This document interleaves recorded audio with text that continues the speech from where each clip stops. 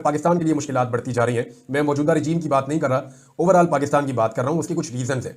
Donald Trump ने 4 ऐसे लोगों को मेन ओहदों के लिए मुंतखब कर दिया है, या 4 ऐसे लोगों को डोनाल्ड ट्रंप लेकर आ रहे हैं अहम ओहदों के ऊपर, जिसके बाद पाकिस्तान के लिए मुश्किलात बढ़ेगी। मैं इन चारों का आपसे तारुफ करवा देता हूं और इनका पाकिस्तान के बारे में क्या कहना है और पाकिस्तानी एस्टेब्लिशमेंट के लिए कितनी ज्यादा मुश्किलात बढ़ जाएंगी इमरान खान को जेल में रखने के हवाले से। ये सारी चीजें इमरान खान के साथ और पाकिस्तान के साथ बराह रास्त जुड़ी हैं। पहले मैं चारों के बारे में आपको बता देता हूं। एलिस स्टेफनिक, ये जी लगभग 40 साल खातून है और डोनाल्ड ट्रंप के साथ इनकी बड़ी पुरानी वाबस्तगी है और डोनाल्ड ट्रंप के साथ इन्होंने ये बड़े मजबूत तरीके से खड़ी रही है खातून, और इवन जो अमेरिकन एस्टेब्लिशमेंट है उसको भी इन्होंने अपने निशाने पर रखा। नॉर्मली इनके जो अफकार हैं वो प्रो इसराइल है, क्योंकि नॉर्मली जितने भी डोनाल्ड ट्रंप के अपने भी ऐसे ही हैं, जो बाइडन के भी ऐसे ही हैं। तो अमेरिकन जितनी भी पॉलिटिकल एलीट है, चाहे उनका ताल्लुक रिपब्लिकन से हो, चाहे उनका ताल्लुक जो है वो डेमोक्रेट से हो, उनका टिल्ट जो है वो इसराइल की तरफ होता है। इससे आप इनकार नहीं कर सकते। हाँ, पाकिस्तान के मामला में अगर आप देखें तो एक तो डोनाल्ड ट्रंप ने इनको बड़ा अहम ओहदा दे दिया। इन्हें यूनाइटेड नेशन में अमेरिका की सफ़ीर लगा दिया डोनाल्ड ट्रंप की जानिब से, और जो अमेरिका का सफ़ीर होता है यूनाइटेड नेशन में वो बहुत इन्फ्लुएंशियल होता है, इंसानी हकूक़ के अहम तरीन मामला उसके पास जाते हैं। अब ये एंटी एस्टेब्लिशमेंट है खातून, यानी जिन हालात का इन्होंने सामना किया है, ये डोनाल्ड ट्रंप की टीम का वो हिस्सा है जो ये समझती है कि एस्टेब्लिशमेंट या डीप स्टेट एक्टर जो है वो रिस्पॉन्सिबल है दुनिया में खराबी के लिए। और जहाँ जहाँ पे एस्टेब्लिशमेंट होगी, जहाँ जहाँ पे डिक्टेटरशिप होगी, ये पहले भी उसके ऊपर बहुत तनकीद करती रही है और इस किस्म के फैसलों की जो पाकिस्तान में हो रहे हैं उसकी ये शदीद नाक़िद है। तो आने वाले दिनों में एक तो चैलेंज ये है कि ये खातून वहाँ पे मौजूद रहेंगी अक़वाम मुत्तहिदा में, जहाँ से पाकिस्तान के लिए पहले ही खबरें अच्छी नहीं आ रही। हालांकि जो बाइडन के दौर के अंदर पाकिस्तान के लिए एक रूम रखा गया था, पाकिस्तान के लिए एक सहूलत रखी गई थी कि ठीक है, आप पाकिस्तान में जो चीज़ें करना चाहते हैं हमारी मर्जी आपके साथ शामिल है, खामोश हमायत रहेगी, आपका जो दिल करता है करें। लेकिन जो बाइडन के दौर में भी अक़वाम मुत्तहिदा में आवाज़ें उठती रही हैं, और अब जब ट्रंप का दौर आएगा और ये खातून आएंगी तो सिचुएशन बदल जाएगी। दूसरा, जो national security adviser Donald Trump ने जिसे मुंतखब किया वो माइकल वॉल्ट्स के बारे में थोड़ा सा आप जान लीजिए। ये नेशनल सिक्योरिटी एडवाइज़र है अमेरिका का। ये बहुत इंपॉर्टेंट आदमी होता है। ये अमेरिकन सिक्योरिटी के हवाले से दुनिया भर में इन्फ्लुएंस रखता है, और अमेरिकी सदर के अगर टॉप चंद लोगों के बारे में आप देखें तो सेक्रेटरी ऑफ द स्टेट और नेशनल सिक्योरिटी एडवाइजर ये बड़े अहम लोग होते हैं। अब ये जो है ये लगभग 50 साल उम्र का आदमी है और स्पेशल फोर्सेस के अंदर रहा है अमेरिका की, यानी साबिक अमेरिकी फौजी ऑफिसर है और अमेरिकन स्पेशल फोर्सेस का हिस्सा रहा है। ये अफगानिस्तान में जंग भी लड़ता रहा, अफ्रीका में भी रहा, अफगानिस्तान में भी रहा, मिडल ईस्ट में भी रहा। तो ये इस खित्ते को और पाकिस्तान को अच्छे तरीके से जानता है और लंबा अरसा इसने अफगानिस्तान के अंदर भी गुजारा है। 26 साल जनाब इसका फौजी एक्सपीरियंस है और उसके बाद से अब तक ये सियासत में है और चाइना के ये सख्त खिलाफ है। यानी अमेरिका ने एक बनाई थी टास्क फोर्स जिसका नाम था चाइना टास्क फोर्स, जिसने लगभग 400 के करीब तजावीज़ दी थी चाइना के खिलाफ कि अमेरिका को ये चीज़ें करनी चाहिए। वो 15 के करीब लोग थे इसके अंदर, तो ये उसका हिस्सा था। ये जो है जो अमेरिका का नेशनल सिक्योरिटी एडवाइज़र आ रहा है माइकल वॉल्ट्स, ये उसका हिस्सा था। इन्होंने 82 चीज़ों की या खतरात की चाइना के हवाले से निशानदेही भी की थी। ये शख्स चीन के साथ एक सर जंग का हामी है और चीन की हमायत में जो भी जाएगा ये उसकी मुखालफत में जाएगा। तो ये भी एक चैलेंजिंग शख्सियत है जिसको डोनाल्ड ट्रंप ने बड़े अहम ओहदे पर लाकर बिठाया है।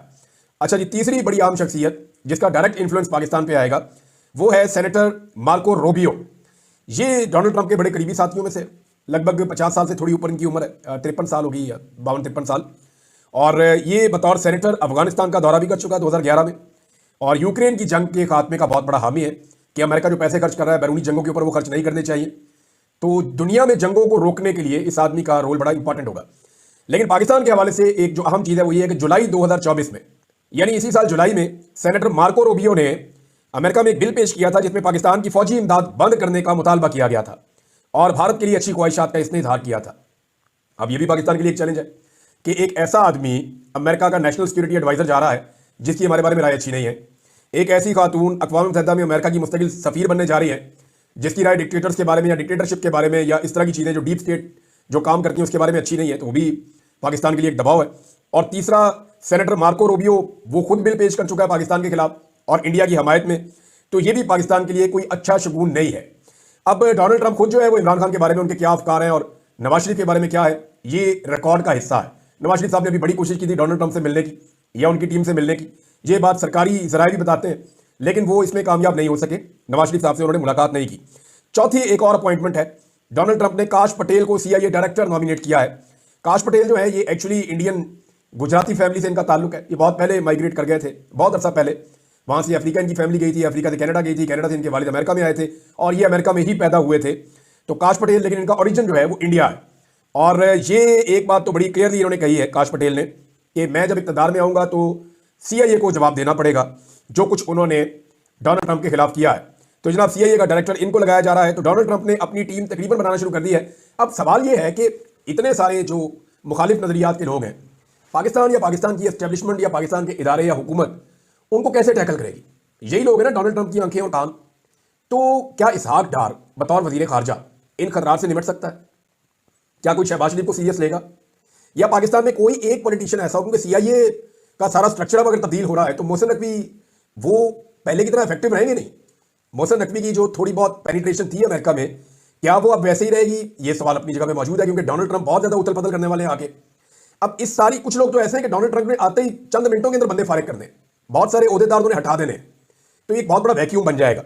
तो पाकिस्तान के अंदर इस वक्त कोई एक शख्स ऐसा दिखाई नहीं देता जो अमेरिका के साथ ताल्लुकात को बचा सके या ताल्लुकात को बेहतरी की तरफ ले जा सके या अपने पॉइंट ऑफ व्यू को उनके सामने रख सके। इसके पीछे रीजंस हैं। रीजन ये है कि देखिए, अगर हम ये नहीं कर पाएंगे तो आईएमएफ का दबाव आएगा, आलमी इदारों का दबाव आएगा, इंसानी हुकूक के हवाले से यूरोपीय यूनियन का और पूरी दुनिया का दबाव आएगा। पाकिस्तान ने जहां जहां पे जो जो कमिटमेंट किया वो कमिटमेंट पूरी करने का कहा जाएगा। तो ऐसी सिचुएशन में ख्वाजा आसिफ ने कहा था ना कि वेंटिलेटर्स अमेरिका ने लगाए हुए हैं, तो वो अपने वेंटिलेटर निकाल लेगा बकौल ख्वाजा आसिफ के, और शहबाज शरीफ के बकौल जो है बेगर्स आर नॉट चूजर्स। तो आपके पास कोई चॉइस नहीं होगी उनकी हर बात मानने के अलावा। अब इसमें कोई एक ऐसा शख्स कम से कम इस पूरे सिस्टम के पास या पाकिस्तान के पास होना चाहिए जो अमेरिका की आने वाली क़यादत को, जो 20 जनवरी को आ रहे हैं, उनको पाकिस्तान के हवाले से पॉजिटिव चीजें उनके सामने रख सके या पाकिस्तान के हवाले से कुछ पॉजिटिव इमेज बिल्डिंग कर सके। एक आदमी है जो ये कर सकता है और वो है कैदी नंबर 804। वो जेल के अंदर बंद है और उसके शदीद तरीन इख्तिलाफात हैं पाकिस्तान की एस्टेब्लिशमेंट से, मौजूदा रजीम से, मौजूदा हुकूमत से। जो ज्यादतियां उसके साथ की गई हैं उसकी माजी में मिसाल नहीं है। अब जो आदमी काम आ सकता है, जो आदमी इस वक्त इस मुश्किलात में भंवर में से पाकिस्तान को निकाल सकता है, वो आदमी जेल में बंद किया हुआ है। और जितने नकम्मे, नलायक, नकट्टू और फारक किस्म के लोग हैं उन सारों को इक़्तिदार में रखा हुआ है। अब इसहाक डार से आप उम्मीद करते हैं कि वो जाकर वहां अमेरिका के साथ पाकिस्तान के ताल्लुकात ठीक करेगा? वो भाई पहले जाके एयरपोर्ट के ऊपर कपड़े उतार के तलाशी देंगे, उसके बाद फिर कोई अगली बात होनी है। ये तो जनाब पाकिस्तानी पॉलिटिशियंस की औकात है। अब इमरान खान साहब का एक कद है और उनका एक करियर है और उनके बारे में अमेरिकन की भी और जो वेस्टर्न कंट्रीज हैं उन सबकी एक राय है। तो इमरान खान की कम से कम रिस्पेक्ट है, वो जब बात करते हैं तो लोग उनकी बात सुनते हैं। अब जिस आदमी की बात सुनी जाती है उसकी आवाज बंद की हुई है पिछले 1.5 साल से, और जिन्हें कोई नहीं सुनना चाहता उनके हाथ में ढोल पकड़ाया हुआ है कि ढोल बजाओ और बात करो, और कोई सुन ही नहीं रहा। ये जनाब इस वक्त पाकिस्तान की सिचुएशन है। जो शख्स इस सिचुएशन से पाकिस्तान को निकाल सकता है उस शख्स के पास जाना पड़ेगा, उसकी मिन्नत करनी पड़ेगी और उसे मनाना पड़ेगा कि for the sake of this country, Pakistan की खातिर आपको भी रोल प्ले करना पड़ेगा। हम आपसे माफी मांगते हैं, हमने बड़ी ज्यादतियां की हैं, उन ज्यादतियों का अदालत तो नहीं हो सकता लेकिन एक नई शुरुआत हो सकती है। आइए बैठे और पाकिस्तान को आगे लेकर चलें। लेकिन क्या इतनी अकल किसी को है? अभी तक तो सारे डरे हुए हैं। डर इस बात का है कि इमरान खान आएगा तो कोई समझता है मुझे नौकरी से निकाल देगा, कोई समझता है कि मुझे जेल में डाल देगा, कोई ये समझता है कि इमरान खान मेरी सियासत तबाह कर देगा, कोई ये समझता है कि मेरा करियर तबाह कर देगा। तो हर कोई इमरान खान से डर रहा है और डर के मारे उसका सामना करने के लिए तैयार नहीं है। नवाज शरीफ साहब की हालत आप देख लें, जो इमरान खान के बाद आप एक तगड़ा पॉलिटिकल आदमी कह सकते हैं, वो 3 दफा पाकिस्तान का वज़ीर-ए-आज़म रहा, तो वो नवाज शरीफ है। अब नवाज शरीफ की हालत ये हो गई है कि नवाज शरीफ साहब अपनी बेटी को और कारकुनों को साथ खड़ा करके वहां पर जब वो पहुंचे अपने घर तो नारे लगाए नवाज शरीफ के, तो किसी ने जवाब ही नहीं दिया। नारे लगवाए मरियम नवाज के, तो किसी ने जवाब ही नहीं दिया। यानी लोग अब इनके अपने लोग इनको सीरियस नहीं ले रहे, परेशान है। अब वहां नवाज शरीफ साहब ने शिकवा किया, उन्होंने कहा जी मुझे गंदे अंडे और टमाटर मारे गए और गंदी गालियां दी गई हैं, मेरे पीछे नौजवान पड़ गए हैं, इन्होंने एहतजाज करना है तो अच्छे तरीके से एहतजाज करें। और मियाँ साहब ने जो है वो बड़े शिकवे किए, बड़े गिले किए कि ये मेरे साथ क्यों हो रहा है। तो मैं 2-3 चीजें आपके सामने रखना चाहता हूं। देखिए, जब भी नवाज शरीफ के ऊपर कोई भी एहतजाज करता है या नवाज शरीफ के ऊपर कोई भी आदमी उसका रास्ता रोकता है तो वो सबसे पहले अपना कैमरा निकालते हैं यूरोप में, ओवरसीज पाकिस्तानी, और वो इसको रिकॉर्ड का हिस्सा बनाते हैं कि जनाब ये देखें ये गुजर रहे हैं, ये हमने इनसे सवाल किया और ये हमने एहतजाज किया। अब जो गंदी गालियों की मियाँ साहब बात कर रहे हैं वो तो मैंने आज तक नहीं सुनी। हाँ, मैंने नून लीग के लोगों से जो मियाँ साहब के घर के बाहर खड़े होते हैं उनके मुंह से बहुत गंदी गालियां सुनी, गलीज गालियां सुनी। उनमें से 2-4 गालियां देने वाले तो लाके यहाँ पे पंजाब में होतों पे भी मरियम नवाज ने अपने साथ लगा दिए, उन्हें इतना पसंद है। कई ऐसे अकाउंट या ऐसे लोग जो गंदी गालियां देते हैं उन्हें मरियम नवाज फॉलो करती हैं अपने ट्विटर के जरिए से, तो ये उनकी टीम का हिस्सा है। तो अगर गालियों का मियाँ साहब शिकवा कर रहे हैं तो कोई ऐसी वीडियो, कोई ऐसी चीज इन्होंने नहीं दिखाई जिसमें इनको गंदी गालियां नौजवान दे रहे हो। और अगर कोई इनका रास्ता रोकेगा और टमाटर और अंडे मारेगा तो वो वीडियो क्यों नहीं बनाएगा या मियाँ साहब क्यों नहीं बना रहे? इसके अंदर कोई खेल लगता है, कुछ चक्कर लगता है। शायद मियाँ साहब ये शिकवा कर रहे हैं कि देखो कादी फायद ईसा की गाड़ी को टच किया था सिर्फ किसी ने और आप लोगों ने लोगों को निशाने इबरत बना दिया। क्या मैं इतना बुरा हूं कि लोग मुझे कुछ भी करते रहे और मेरे बारे में आप उफ करने को तैयार नहीं है, या किसी को भी आप निशाने इबरत बनाने को तैयार नहीं है, या किसी से भी आप मेरी बेइज्जती का हिसाब लेने के लिए तैयार नहीं है? तो मियाँ साहब ने ना अपने इस बयान के आखिर में ना इस्लाम का हवाला दिया, इखलाकियात का हवाला दिया। तो मैं चंद चीजें मियां साहब के सामने रखना चाहता हूं कि जब जमाइमा खान के घर के बाहर उधेड़ उम्र के इंसान जो हैं वो अजीब गंदे गंदे डांस कर रहे थे, अजीब किस्म के इशारे कर रहे थे, तो मियां साहब तब आपकी इखलाकियात और इस्लाम कहां गया था? मियां साहब जब लोगों की चादर और चारदीवारी का तकद्दुस पामाल हो रहा है गुज़िश्ता 2.5 साल से, तो आप कहां हैं? तशद्दुद और फस्तायत पूरे पंजाब के अंदर, पूरे पाकिस्तान के अंदर हो रही है। इमरान खान के घर के ऊपर बार बार हमला किया गया, उसके घर के अंदर घुसे, बार बार उसके घर वाले, जहां उसके घर में लोग रहते थे उनको मारा। उस वक्त मियां साहब आपकी इखलाकियात नहीं जागी। अल्लामा इकबाल की बहू के घर के अंदर अटैक करके दरवाजा तोड़ के अंदर घुस गई आपकी पुलिस। उस वक्त आपकी गैरत, आपकी इखलाकियात और आपका इस्लाम नहीं जागा। फितना इमरान खान को करार दिया गया। इमरान खान के ऊपर मजहबी किस्म के घिनौने इल्जामात लगाए गए, मजहब कार्ड इस्तेमाल किया गया, यहूदी एजेंट करार दिया गया, हत्ता कि उसके ऊपर कातलाना हमला हो गया। तो तब मियां साहब आपके ये वाले जज्बात नहीं जागे। बेनजीर भुट्टो की गंदी तस्वीरें किसने फेंकी थी मियां साहब? याद करें, आप हेलीकॉप्टर से फेंकवाई जा रही थी। जब आप तकारीर में बेनजीर भुट्टो साहबा को अजीब अजीब गंदी बातें करते थे तो मियां साहब और करवाते भी थे और करते भी थे। तो इसी कारकर्दगी की बुनियाद पे तो आप राणा सनाउल्लाह साहब को लेकर आए थे। तो मियां साहब तब आपकी इखलाकियात, आपका इस्लाम कहां गया था? घर की खवातीन को अगवा करवाया गया मियां साहब, सिर्फ एक आईनी तरमीम के लिए। बीवियों को, बहुओं को, बेटियों को अगवा करवाया गया, माओ के गिरबानों में हाथ डाले गए मियां साहब। तब आपको ये चीजें याद नहीं है? खवातीन पर तशद्दुद करवाया गया, गिरफ्तारियां करवाई गई, आपको ये चीजें याद नहीं है? बच्चों पर जबर हुआ इस मुल्क में मियां साहब, तब आपको ये चीजें याद नहीं आई? अगवा बराए बयान पाकिस्तान में करवाया गया, जबरी गुमशुदगियां करवाई गई। मैं एक सहाफी हूं, मुझे सिर्फ इसलिए कि मैं आपको सपोर्ट करूं मियां साहब, यानी मुझे जिन लोगों ने अगवा किया, एजेंसी ने मुझे अपनी कैद में रखा और मुझे वो 3 मरतबा उन्होंने मुतालबा किया इस बीच में कि अगर तुम नवाज शरीफ को सपोर्ट कर देते हो या हमारे दोस्त के साथ दोस्ती कर लेते हो और उसके लिए बयानियां बनाते हो तो फिर तुम्हारे लिए आसानियां पैदा हो जाएंगी, तुम अपने घर चले जाओगे। मियां साहब आपके लिए मेरे पे टॉर्चर किया गया और कहा गया कि मियां साहब को सपोर्ट कर दो। तो ये तब आपको याद नहीं है? ये इखलाकियात, ये सारा भाषण, जबरी गुमशुदगियां जब हो रही थी, जब आप जाली मैंडेट ले रहे थे मियां साहब और विक्ट्री स्पीच कर रहे थे, तब आप भूल गए थे? कैंसर की मरीजा को जेल में बंद करके आपने उसकी जीती हुई नशिस्त छीनी है मियां साहब। उस वक्त आपको इखलाकियात याद नहीं आई, तब गैरत नहीं जागी, तब आपका इस्लाम जो है वो उसने आपको मना नहीं किया। इद्दत वाला केस आपने बनाया इमरान खान के खिलाफ, कितना घटिया केस है, और इसके ऊपर आपने और आपकी पार्टी ने बार बार सियासत की है मियां साहब, और आपने उस शख्स को वोट डाला जो इस केस का गवाह बना जाकर। तो तब भी आप लोगों को मियां साहब ये सारी चीजें याद नहीं आई। आपको सिर्फ तभी याद आती है जब आपके लिए कोई 2 नारे आपके खिलाफ लगा दे।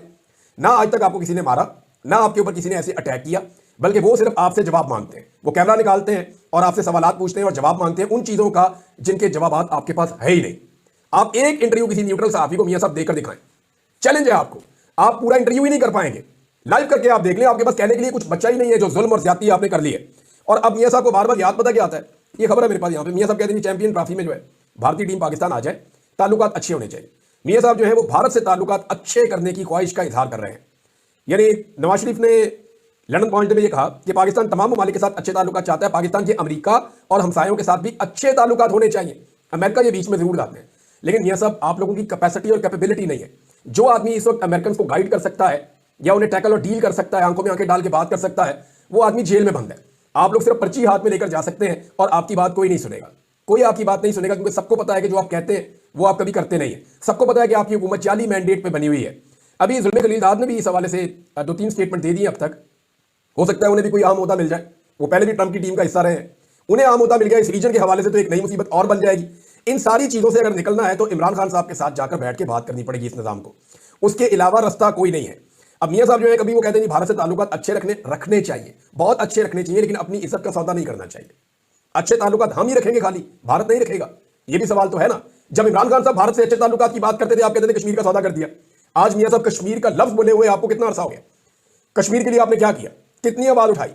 2.5 साल से आपका भाई इस मुल्क में वजीर आजम है, उसने टके का काम नहीं किया कश्मीर के लिए। ये आपका कंट्रीब्यूशन है, और आप हमेशा कहते हैं कि हम कश्मीरी हैं, हम कश्मीर से हैं। तो जो ज्यादती आप लोगों ने पाकिस्तान के साथ की, आप अब कहते हैं भारत आ जाए पाकिस्तान में क्रिकेट खेलने के लिए। पाकिस्तान की क्रिकेट मियां साहब आपकी हुकूमत है। मुझे पता है कि आप पीसीबी का चेयरमैन अपना लगाना चाहते थे, और आपने किसी को कह भी छोड़ा था कि आप पक्के पीसीबी के चेयरमैन हैं, पाकिस्तान क्रिकेट बोर्ड की चेयरमैनशिप में आपको दूंगा। और मियां साहब आप मोहसिन नकवी को हटा नहीं पाए। तो जहां पाकिस्तान के अंदर आपकी बात नहीं सुनी जा रही, वहां आप दूसरी टीमों को दावतें दे रहे हैं कि वो आगे पाकिस्तान में खेले आगे पाकिस्तान में, बहुत अच्छी बात है, लेकिन ये एक तरफा ख्वाहिश नहीं होनी चाहिए।